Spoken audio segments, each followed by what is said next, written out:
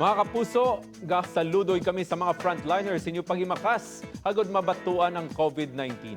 Ari amon pamaagi sa GMA Regional TV agod mapasalamatan ang inyong mga sakripisyo kag serbisyo. Humalin sa nag-umpisa ang pandemya, madamo na ang mga sakripisyo ang nahimo sang frontliners.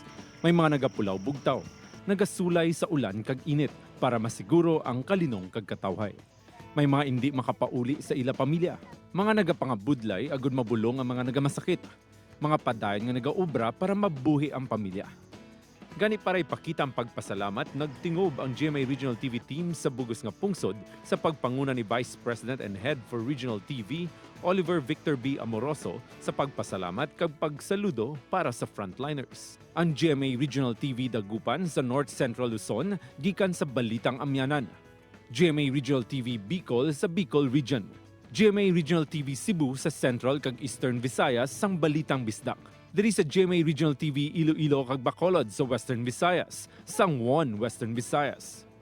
Kag sa Mindanao, gikan sa GMA Regional TV Southern, Northern kag Central Mindanao, sang One Mindanao. Sa tanan nga mga frontliners, bugos ang amon pagpasalamat sa inyong pagtingwa kag pagserbisyo sa aton komunidad. Saludo kami sa inyo. Mga kapuso, ululupod naton nga tanawon ini.